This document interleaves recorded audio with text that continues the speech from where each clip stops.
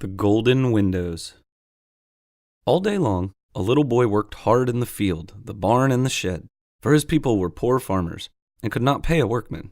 But at sunset, there came an hour that was all his own, for his father had given it to him. At that time, the boy would go up to the top of a hill and look across at another hill that rose some miles away.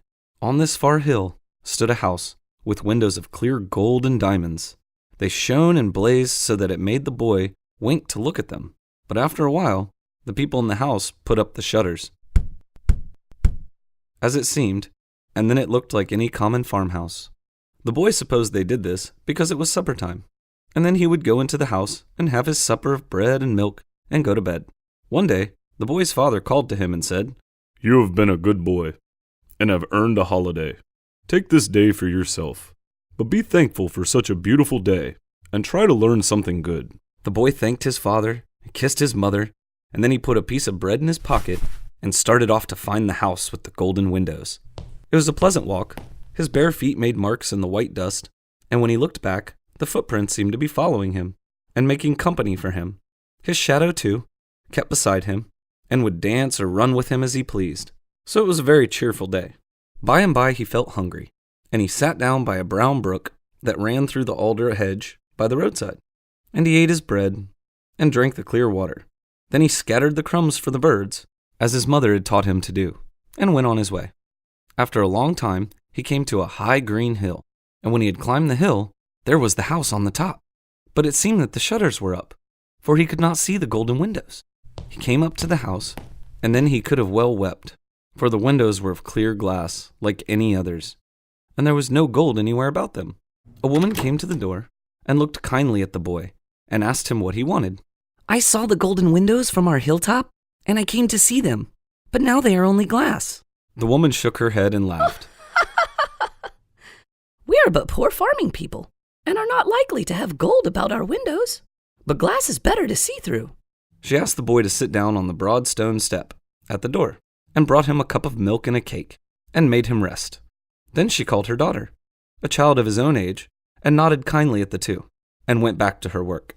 The little girl was barefoot like him, and wore a brown cotton gown, but her hair was golden like the windows he had seen, and her eyes were blue like the sky at noon. She led the boy about the farm, and showed him her black calf with the white star on its forehead, and he told her about his own at home, which was red like a chestnut, with 4 white feet.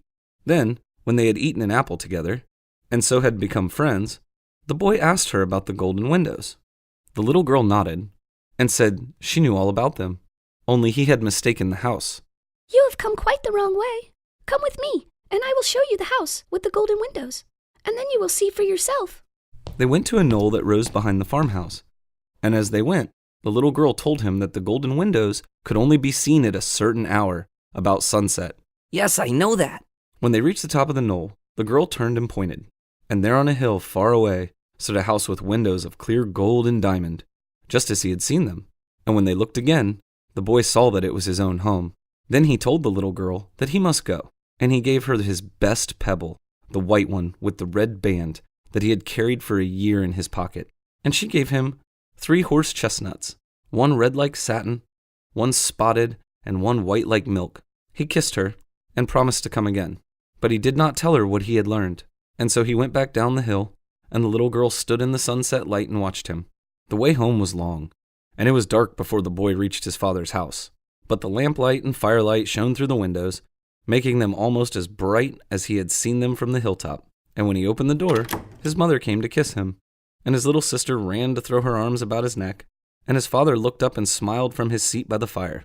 "Have you had a good day?" asked his mother. And yes, the boy had had a very good day. "And have you learned anything?"